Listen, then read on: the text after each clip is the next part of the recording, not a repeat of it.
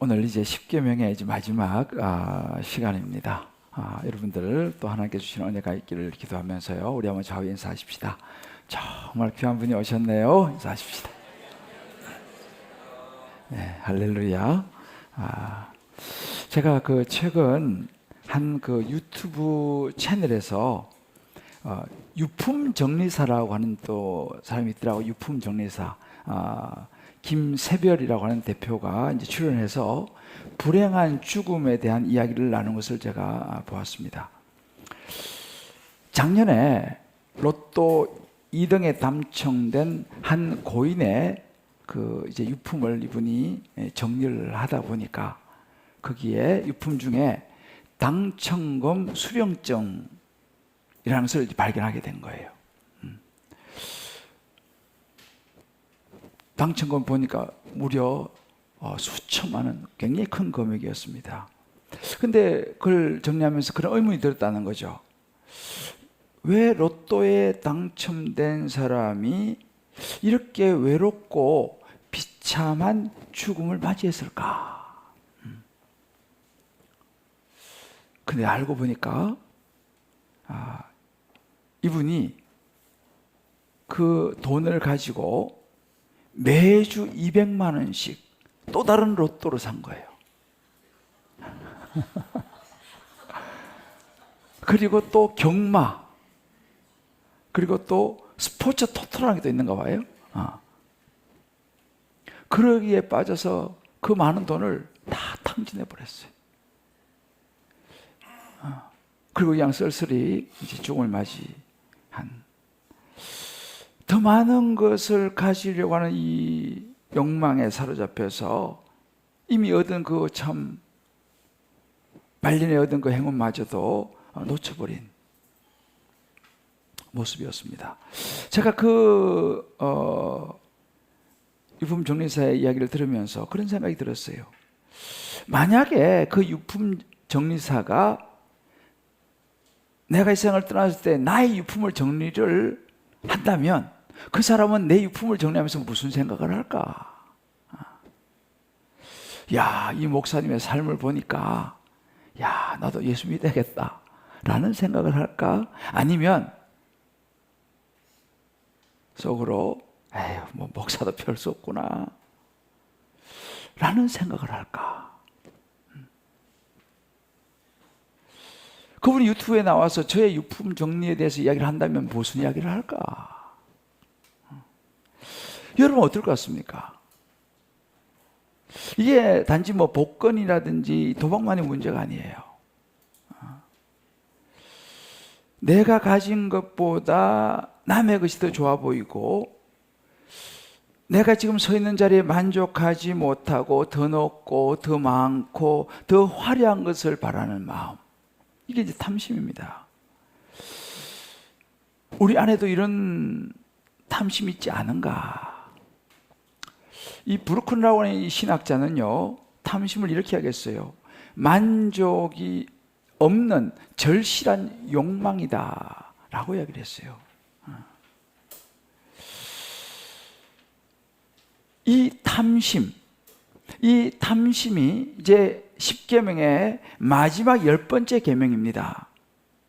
출애굽기 20장 17절은 이렇게 기록을 합니다. 내 이웃의 집을 탐내지 마라. 내 이웃의 아내, 그의 남종, 그의 여종, 그의 소, 나귀, 물은 내 이웃의 소유를 탐내지 말라 라고 얘기합니다. 여기 보면 탐내는 대상이 나와요. 이웃 사람에게 속한 것, 어떤 집, 또 사람, 또 어떤 짐승 소유, 이런 모든 것이 다 탐심의 대상이 된다라고 하나님께서 말씀하십니다. 자, 그래서 이것을 제가 한번 좀 정리를 해봤어요. 성경이 우리에게 말해주는, 하나님께서 이 십계명을 통해서 말씀해주는 탐심이 뭐냐라고 보니까 이렇게 한번 제가 정리를 해봤습니다. 탐심, 우리의 타락한 본성에서 나오는 우리 마음속에 숨어 있는 은밀한 욕망이라는 거예요. 영어로는 desire라고 말합니다.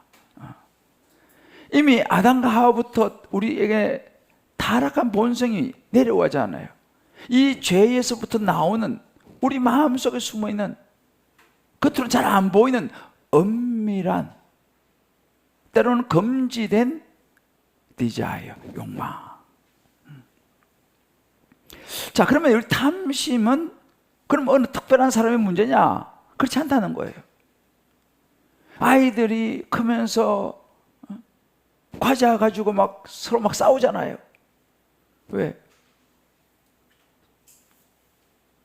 옆에 있는 친구가 가진 과자가 더 좋아 보이니까. 우리가 사촌이 땅을 사면 배가 부다 하잖아요. 그러니까 그런 것도 마찬가지입니다. 시기와 질투도 역시 탐심이라는 거죠.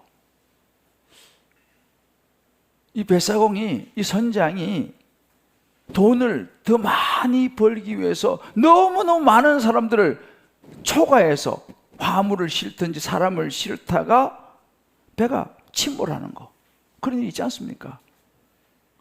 결국 그것이 탐심이라는 거예요.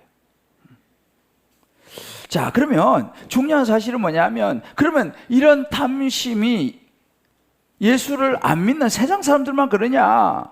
그렇지 않다는 거죠. 예수를 믿는 사람도 이 탐심에서 자유롭지 않다는 것입니다. 내가 신앙생활을 잘하고 있는 것 같지만 기도할 시간이 없어요.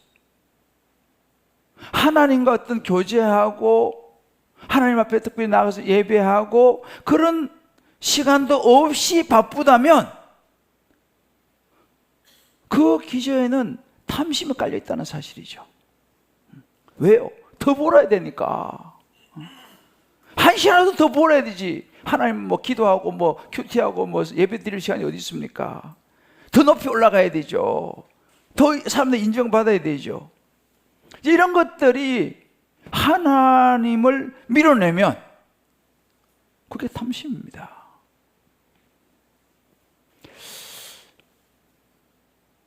이 영국의 이 유명한 청교도 신학자이자 목사인 토마스 왓슨 이런 이야기를 했어요. 물은 배를 띄운다. 그러나 그 물이 배 안으로 들어오면 배를 침몰시킨다고 그랬어요. 굉장히 의미 있는 이야기예요. 물이 있어야 배가 뜨는 거 아니겠습니까? 근데 그 물이 배 안으로 들어오면 배가 침몰된다는 거예요. 우리는 세상에 살아가고 세상이 필요합니다. 그러나 그 세상이 우리 마음속 깊이 들어와 보면 우리 영혼이 침몰한다는 거예요. 하나님을 잃어버린다는 것입니다. 돈이 필요하죠. 그러나 돈이 내 안에 들어서 나를 완전히 삼켜버리면 우리 영혼이 침몰한다는 것입니다. 필요 없다는 게 아니에요. 어거스틴은요 이렇게 얘기했습니다. 이 탐심, 필요 이상으로 갈망하는 것인데 사람이 세상의 맛을 한번 보고 나면 그거 없이는 만족할 수 없다. 그게 탐심이다 그랬어요.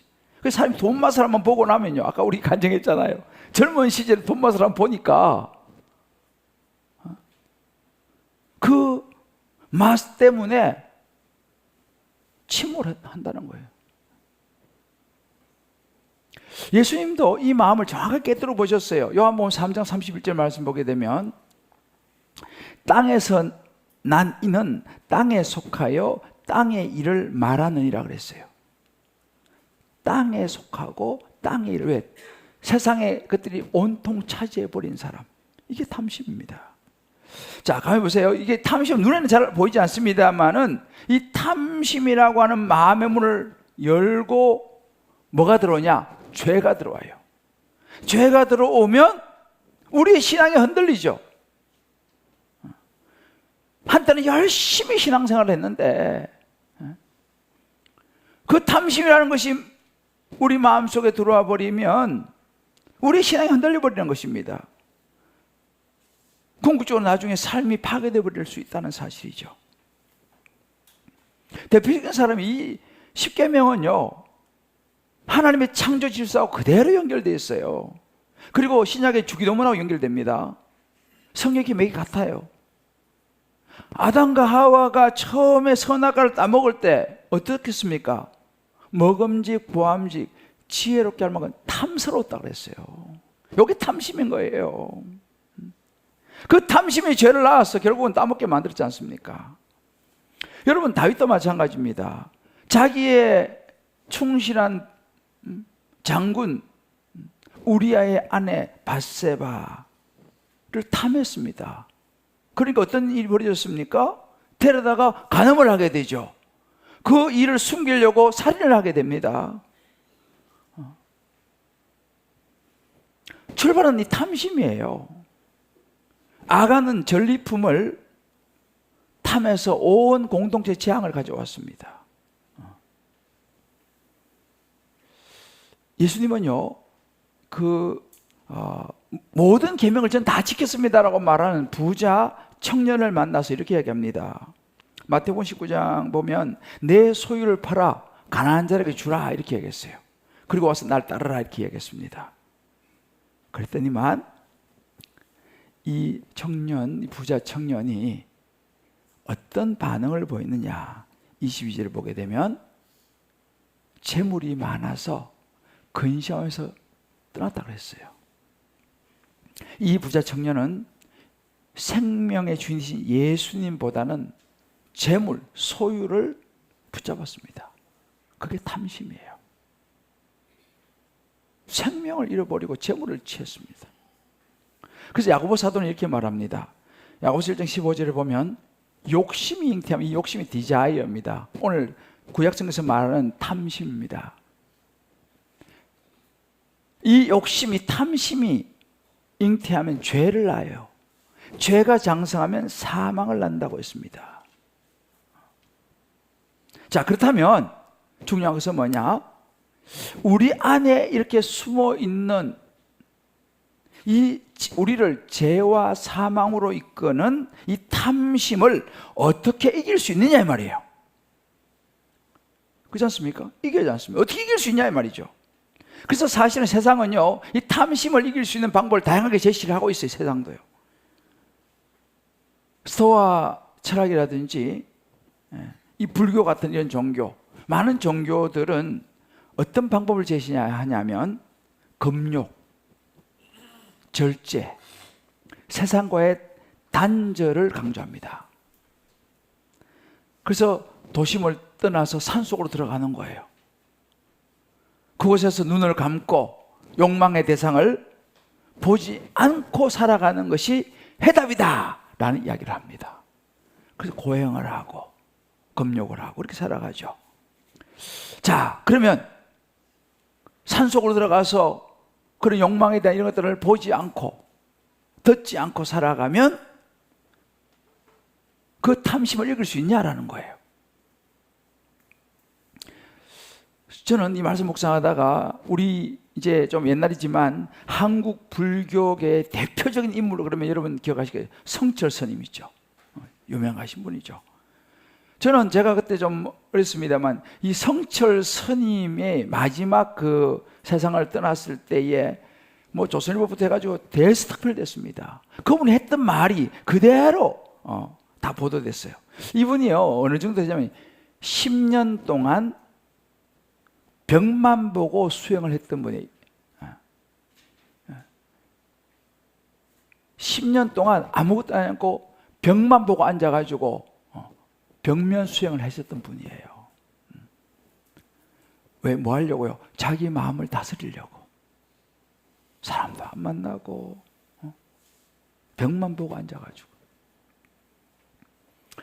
그렇게 대단한 분이셨는데 그가 마지막에 돌아가실 때는 이 말을 남겼습니다. 이건 신문에 그 당시 난 이야기예요. 나는 죄를 이길 수 없다. 나는 지옥으로 간다. 그렇게 얘기했습니다. 이분은 참 저는 정직한 분이라고 생각해요. 있는 그대로 이야기했어요. 무슨 이야기입니까?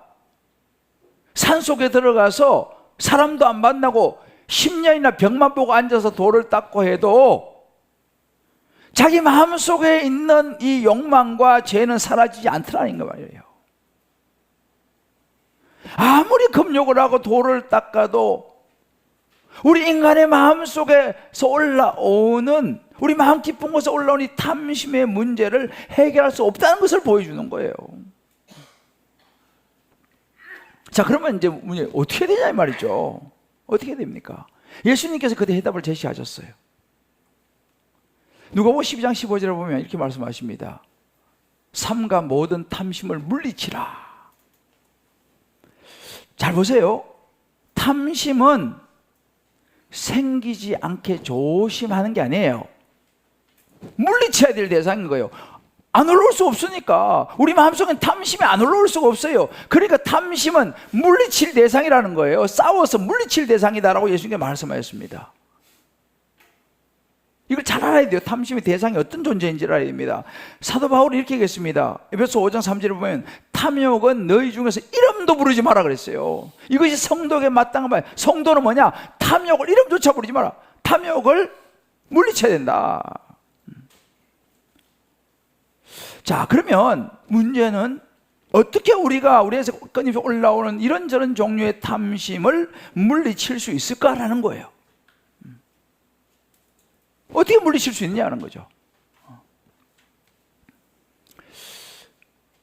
영국의 유명한 설교자 토마스 차머스라는 분이 이런 이야기를 했어요.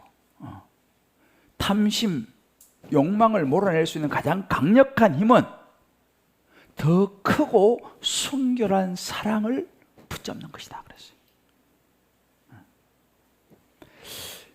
탐심은 통제할 수 있는 게 아니기 때문에 더 가치 있는 것으로 채워야지, 더 크고 순결한 사랑으로 우리 마음을 채워야지 몰아낼 수 있다.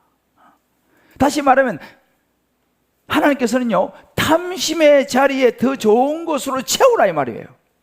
여러분, 이 물이 있지 않습니까? 이 물에 지난번에 한 실험을 보니까요, 먹물을 떨어뜨리면 물이 시커멓게 변해요. 자, 이걸 어떻게 없앨 수 있냐라고 이제 과학자가 나와서 쭉 이야기를 하는데 보니까 계속 맑은 물을 붓는 거예요. 계속 맑은 물을 부으니까 이게 넘쳐오면서 그 검은 물이 점점 빠져나가고 나중에는 깨끗한 물이 되더라고요. 그 원리입니다. 더러운 물, 우리 안에 올라오는 탐욕을 물리치기 위해서는 계속 깨끗한 물을 흘려보내야 되는 거예요. 계속 흘려보내야 됩니다. 자, 이것을 어떻게 할 수 있냐? 그래서 저는 오늘 이 말씀 가운데에서 이 탐심을 물리치기 위한 삶의 방향을 전환해야 된다. 우리 삶의 방향을 전환해야 되는 거예요. 우리 박정동 우리 성도님이 탐심을 물리치기 위해서 한 권사님을 만나가지고 삶의 방향을 전환한 거 아니에요. 그죠? 교회 따라와가지고 예수 믿고 제자훈련 받으면서 삶의 방향이 전환되니까 어떤 일이 일어났습니까? 부인하고 관계가 회복되잖아요. 삶이 옛날보다 더 행복하지 않습니까? 오늘 그 이야기 한 거예요. 오늘 좋은 샘플입니다. 오늘 제가 보니까 우리 박정성 선생님하고 우리 샬롬부 찬양이 제 설교의 대부분이에요. 오늘 찬양 곡도 다 기가 막히게 선곡을 했어요. 자, 그러면 탐심을 물리치기 위한 삶의 방향을 전환해야 되는데 어떻게 하면 되느냐? 그 첫 번째는 뭐냐면 우리 안에 십자가의 사랑으로 마음을 채워야 돼요. 할렐루야.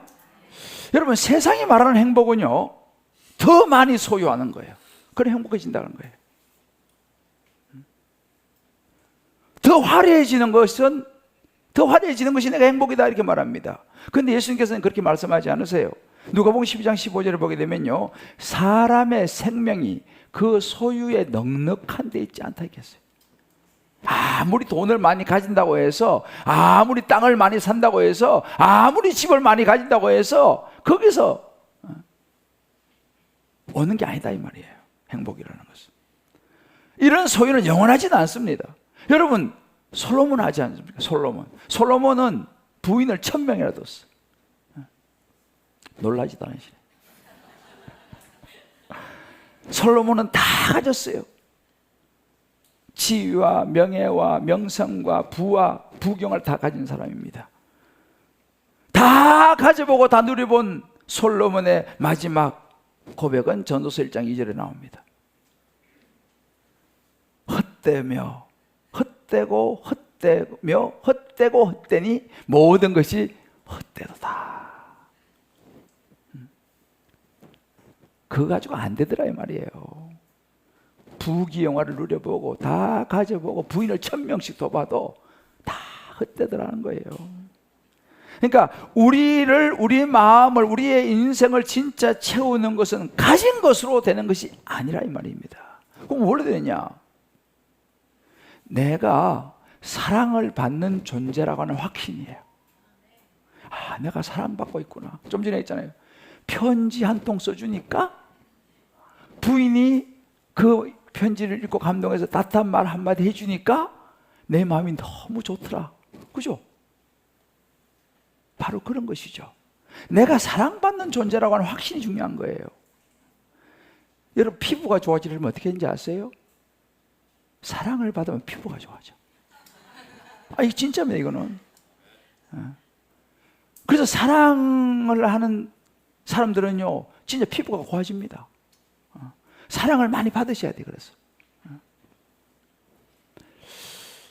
자, 사랑받는 존재라고 하는 이 확신이 들어야 됩니다. 자, 그러면 어떤 사랑이냐? 최고의 사랑은요, 하나님 이 세상을 이처럼 사랑하사 독생자를 주셨으니 이는 저를 믿는 자마다 멸망치 않고 영생을 얻게 하려 하심이라. 하나님이 나를 위해 나를 구원하시기 위해서 독생자 예수님을 보내셨고, 그 예수님이 땅에 오셔서 나를 구원하시기 위해서 십자가의 생명을 내어주셨다. 그 사랑을 내가 느끼는 거예요. 그 사랑을 내가 확인하는 거예요. 이것이 행복이라는 거죠. 우리 그런 찬양 가사에 있지 않습니까? 생명을 버리면서까지 나를 사랑한 당신. 좀 더 잘 불러야 되는데. 하긴 다 잘할 수는 없잖아요.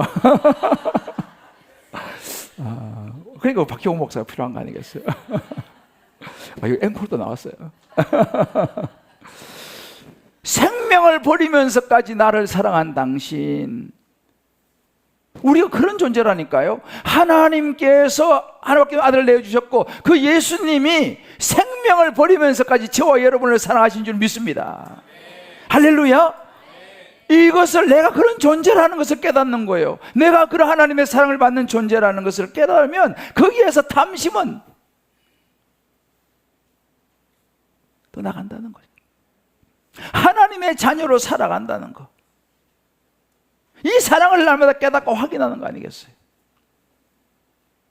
근데 여러분, 사단은요, 끊임없이 오늘도 또 내일도 우리 안에서 계속 탐심으로 유혹을 해요. 왜? 행복을 빼앗아가려고. 행복을 주는 것 같지 말하지만 빼앗아가려고 계속 유혹합니다. 야, 좀 더 가져야지. 좀 더 높이 올라가야지. 좀 더 사람들 보기에 좀 더 잘 보여야지. 계속 우리 안에서 이걸 부추깁니다. 권력을, 재물을, 인기를 통해서요. 연봉을 통해서요.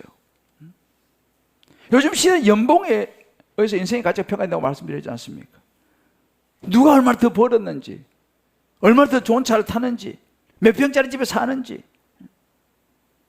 이걸로 평가되는 이 시대다 보니까 사단이 자꾸 그걸 부추기는 거예요. 심지어 이제는 목사들까지도 그런 비교 속에 스스로 초라하게 느낀다고 그래요. 목사도, 야, 저기 목사님은 그런데 나는 이게 뭐냐?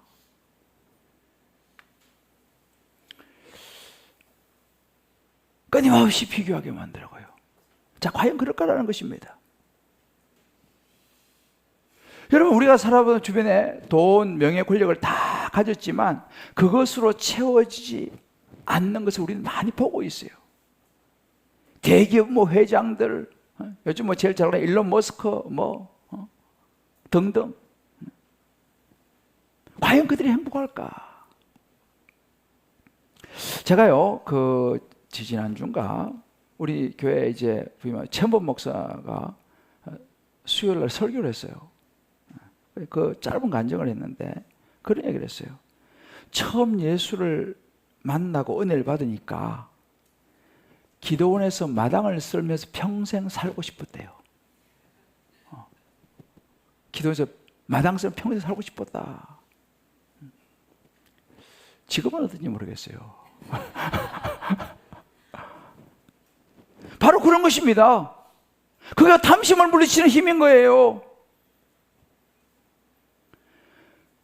한 생명이 천하보다 귀한데 내가 예수를 만나고 보니까, 나를 위해서 생명을 주신 예수님 만나고 보니까 세상에 어떤 다이아몬드, 연봉, 명예, 그거보다도 훨씬 가치가 크더라는 거예요. 나 이대로 그냥 평생 기도해서 마당 쓸며 살아 좋겠다는 마음이 생기더라는 거예요. 우리가 이 하나님의 사랑을, 그 하나님의 자녀로 살아가는 이 큰 기쁨을 날마다 묵상하며 살아간다면 비교할 필요가 없죠. 욕심낼 필요가 없지 않습니까? 할렐루야. 우리 한번 적용해 보십시다. 요즘 내 마음을 가장 많이 차지하는 것은 무엇입니까?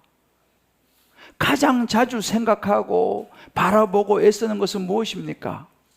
돈입니까? 사람의 인정입니까? 더 많은 소유입니까? 하나님의 자녀로 살아가는 기쁨입니까? 두 번째 탐심을 물리치게 한 삶의 방향 전환은요, 자족함과 감사의 훈련이에요. 여러분, 탐심은 마음의 갈증입니다. 더 가져야 만족할 것 같고, 더 화려해야 될 것 같고, 더 올라가야 될 것 같고, 더 인정받아야 될 것 같고, 그래야 내가 살아있는 것 같다는 거예요. 그러나 여러분 보세요. 그러나 그 끝이 없습니다. 욕망이라는 것은 그래요. 그런 말 하지 않습니까? 바닷물처럼 마실수록 갈증이 더 나는 것이 욕망이라는 거예요. 여러분 잘 아시는 사울 왕, 이스라엘 초대 왕 사울 왕, 그는 왕이 되었습니다. 왕이 돼서 만족했습니까? 비록 그는 왕관을 썼지만 그 왕관이 그를 위로해 주지 못했어요. 오히려 시기와 질투 때문에 그는 제명에 못 살았어요. 이 토마스 호스는 이런 이야기를 하더라고요. 참 이게 금모자가 두통을 치료하지 못한다. 이야, 확실히 17세기 청교도 이 신학자의 목회자인데 참 깊어, 이런 분들은요. 자, 옆에 분에 얘기해 주세요. 금모자가 두통을 치유하지 못한다고 합니다. 아무리 금으로 만든 모자를 쓴다고 두통이 치유되는 게 아니라는 거예요. 와, 제가 이분에 이러면서, 야, 맞다. 집에 있는 금모자 다 가져와요. 그걸로 두통 치유 못합니다. 겉은 아무리 화려해도요, 속이 아픈 걸 어떻게 할 수가 없어요. 여러분, 이 세상은요, 하나님이 만든 다 작품들입니다. 할렐루야. 하나님께서 만든 우리 애들, 저 초등학교 가면 공작품 만들고 하잖아요. 근데 사람들은요, 하나님이 만든 그 공작품, 그거에 올인을 해요. 거기서 만족을 구해요. 그 안에서 어떤 영적인 만족을 채우려고 하는 거예요. 안 됩니다, 여러분, 그거 가지고. 왜요? 우리 영혼은요, 하나님의 형상을 따라 지음받은 존재예요, 우리는요. 그러니까 하나님의 형상을 따라 지음받은 존재이기 때문에 하나님의 것으로만, 하나님으로만 우리는 채워질 수 있는 줄 믿습니다.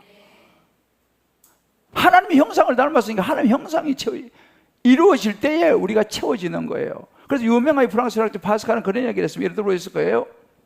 모든 사람의 마음 안에는 하나님만이 채울 수 있는 빈 공간이 있다고 그랬어요.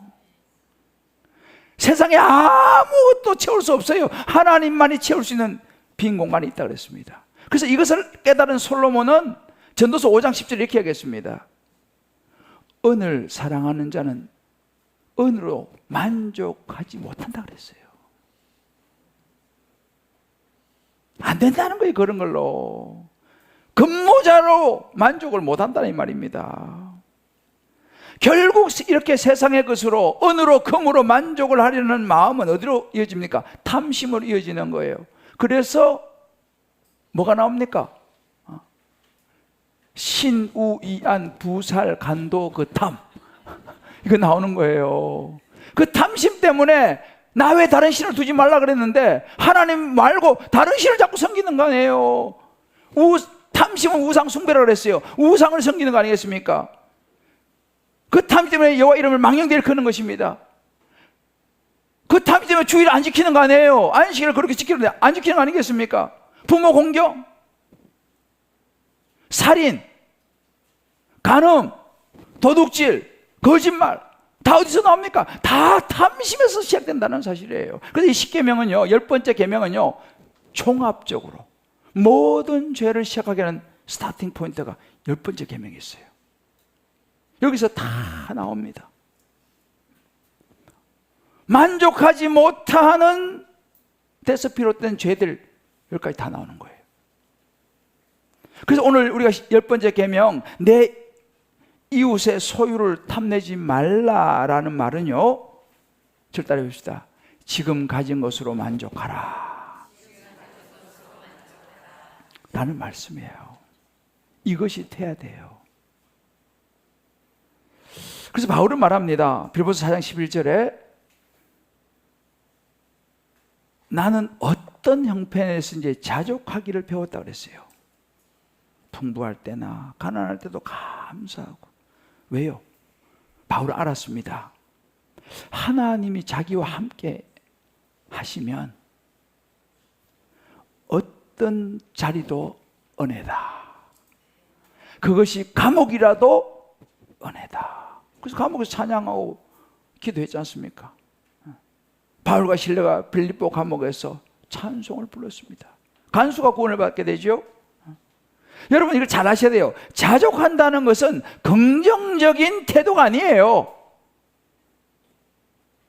적극적인 사고방식하고는 차원이 다릅니다. 여러분들, 자족한다는 것은 그런 의미가 아닙니다. 자족한다는 것은 뭐냐? 하나님의 섭리에 대한 신뢰고 믿음이에요. 할렐루야. 이게 차원이 다릅니다. 지금 내가 가진 것, 내가 있는 이 자리, 하나님께서 딱 내게 알맞게 주신 몫이라는 생각을 하셔야 돼요. 이게 믿음입니다. 이게 믿음이에요. 긍정적인 태도가 아닙니다. 적극적인 사고방식이 아닙니다. 이런 거죠. 요즘 우리가 이제 경기가 아주 안 좋아요. 요즘 취업도 굉장히 어렵습니다. 우리 집에도 이제 취준생이 드디어 생기기 시작했는데, 여러 가지 진로의 문제도 사업도 다 어렵습니다. 여러 가지 문제가 많죠. 뭐 건강도 마찬가지고요. 자, 그러면 우리에게 필요한 것이 뭐냐라는 것입니다. 어떻게 하면 되느냐?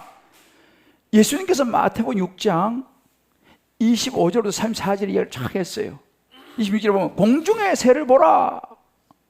심지도 않고 거두지도 않고 창고에 모아들이지도 않은데 너희 하나님 아버지께서 이 새를 기른다는 거예요.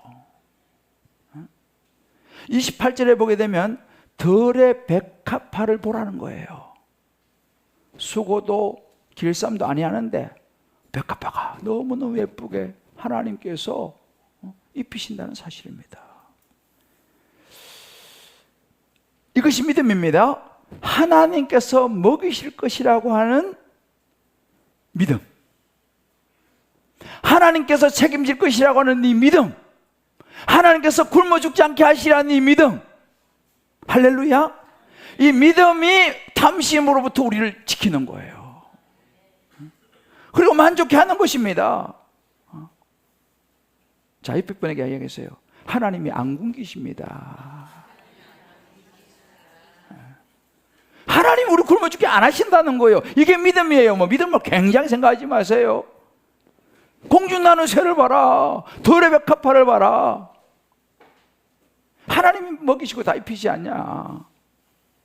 그 믿음을 가져라. 자꾸 더 많이 더 높이 더, 그거는 탐심이라는 거예요. 하나님과 함께 있으면 그것이 너무 감사하고 행복하고, 작으면 작은 대로, 크면 큰 대로 하나님 안에서 살아가는 것, 감사하며 살아가는 것, 이것이 믿음이고, 이 믿음이 탐심을 물리친다 이 말입니다. 그래서 요한일서 5장 4절 이렇게 말했습니다. 세상을 이기면 이것이니 우리의 믿음이라 그랬어요. 어떤 믿음이요? 하나님이 먹이실 거라는 거, 하나님 입히실 거라는 거, 하나님이 나에게 맞는 몫을 주실 것이라는 거. 물론 더 많이 주셨으면 유익할 것이겠습니다만은 때로는 주시지 않은 지금이 가장 좋은 분량일 수도 있어요. 왜요? 많이 맡기면 나중에 계산 다 해야 돼. 하나님께서 이만큼 주셨는데 청구 가지고 야 어떻게 했냐 그러면 그거보단 차라리 없어가지고 너 뭐 했냐, 뭐 주신 것이 없어서 뭐 아무도 못했습니다. 이게 더 차라리 낫지 않습니까? 할렐루야. 많이 줬는데 제대로 못해가지고 꾸중 듣는 것보다 차라리 그냥 없이 살다가 가가지고 믿음이, 이 믿음이 있어야지, 이 자족하는 믿음이 있어야지 탐심을 물칠 수 있다는 사실이에요. 적용입니다. 내 삶의 불편함, 갈급함은 어디서 오는 것입니까? 정말 환경 때문입니까? 아니면 비교, 욕심, 불신에서 오는 마음의 소음 아닙니까? 조금만 더 큰, 조금만 더 좋은, 조금만 더 많이, 이런 것들로 나 자신을 속이고 그걸로 인해서 나를 혹사시키고 있지는 않습니까? 하나님의 예배드릴 시간도 없이, 하나님 기도할 시간도 없이 세상의 탐심을 쫓아 가고 있지는 않습니까? 마지막 세 번째입니다. 탐심을 물리치기 위한 우리의 삶의 방향을 전해야 되면 영원한 천국을 사모해야 돼요.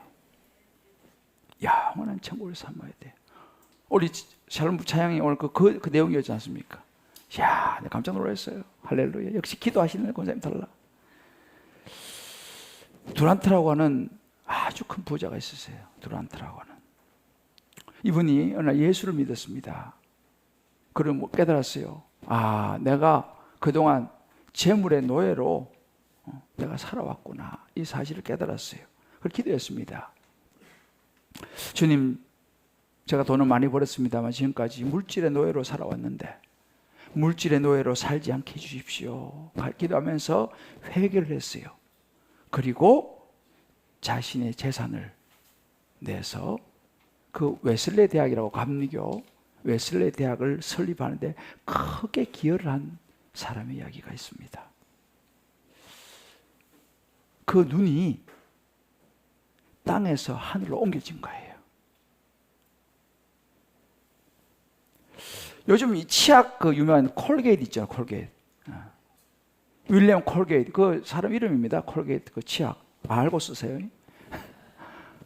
그분도 마찬가지예요. 그 창업자인데요. 그분이 예수를 믿었어요. 그리고 하나님을 위해서 엄청난 만일을 했습니다. 그 콜게이트예요. 눈이 땅에서 하늘로 옮겨진 거예요. 예수님께서 말씀하셨습니다. 모든 탐심을 물리치라 그랬어요. 그러면서 하신 이야기 뭐냐면 누가복음 12장에 보게 되면요, 부자의 어리석음을 이야기했어요. 탐심을 물리치라 말씀하시고 다음에 나오는 이야기입니다. 부자의 이야기인데 이 부자가 소출이 너무 많은 거예요. 곡간, 지금 있는 곡간 모자라 헐고 곡간을 다시 지었어.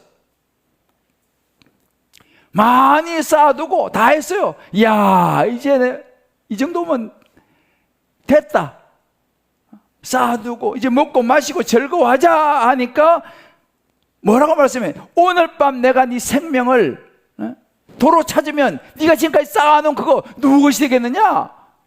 말씀하세요. 이게 뭐냐면요, 탐심을 물리치란 그 다음에 나오는 예수님께서 주신 비유입니다.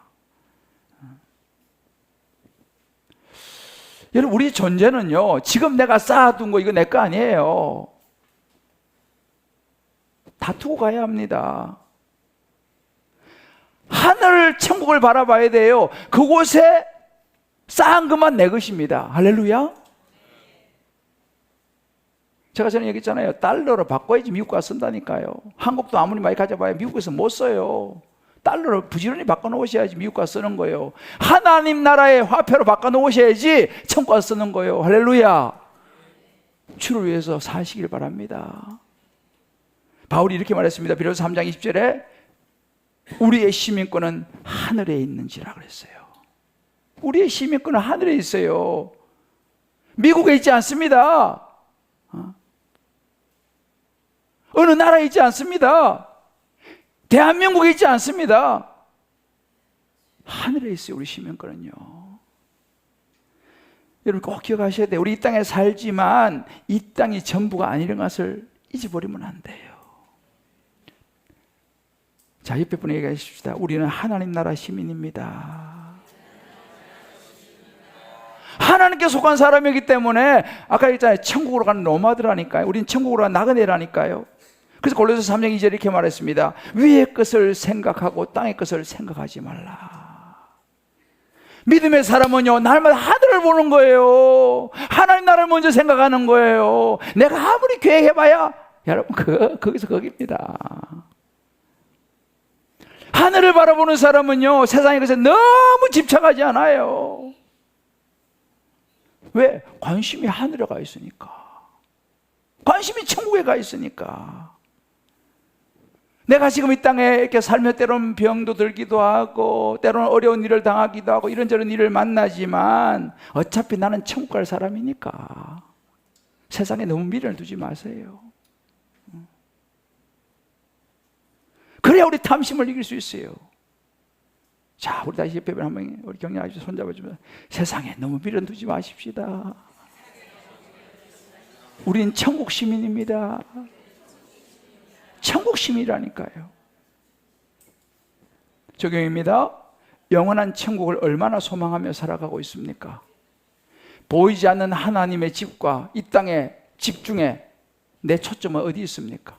오늘 내 기도 제목, 계획, 걱정의 중심에는 무엇이 있습니까? 한 뼘이라고 했잖아요. 한 뼘.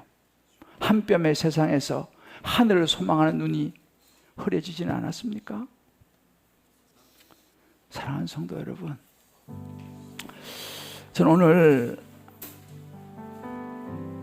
한 유명한 화가 이야기를 여러분에게 말씀드리고 말씀 마무리하려고 해요.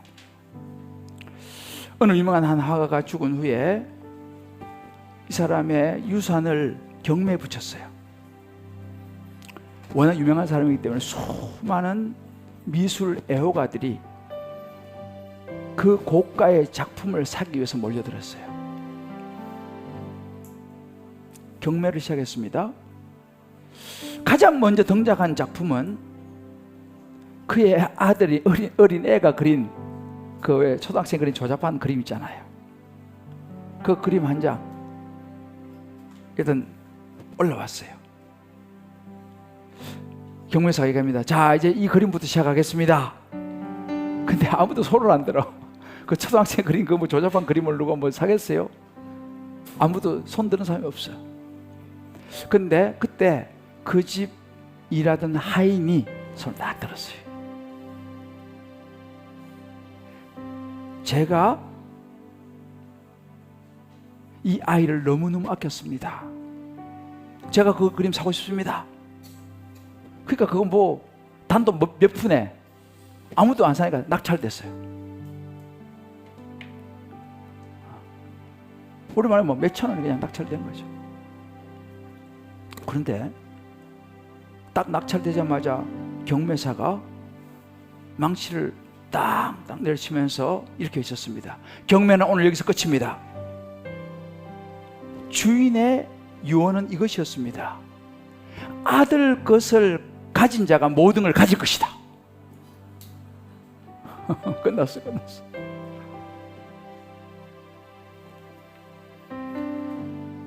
사랑하는 성도 여러분,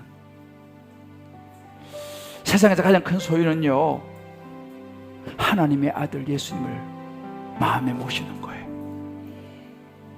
할렐루야. 하나님의 자녀로 살아가는 거. 그 하나님, 그 예수님을 마음에 모신 사람은 다 가진 거예요. 할렐루야. 영원한 천국이 우리에게 있지 않습니까? 이 땅 천년만년 못 삽니다. 하나님 우리에게 물으시는 거예요. 너는 내 아들보다 더 귀한 게 있냐? 너를 위해서 십자가에 죽고 부활한 그 예수 그리스도, 그분보다 더 귀한 것이 있냐? 어떻습니까 여러분? 저와 여러분에게 예수님보다 더 귀한 게 있습니까? 할렐루야. 그 예수님을 마음에 붙잡고 살아가는 것이 최고의 행복이에요. 이것이 십계명의 결론이에요. 저는 오늘 이 시간 이 찬양을 같이 여러분과 부르려고 그래요. 행복이라는 찬양인데, 제가 어제 밤 오늘 아침까지 고민했어요. 충만이냐 행복이냐. 행복을 결정했어요. 같이 한번 이 가사 생각하면서요, 하나님의 자녀로 살아가는 거, 예수가 내 마음에 가득한 것이 탐심을 물리치는 하나님의 자녀의 삶의 원칙입니다. 할렐루야.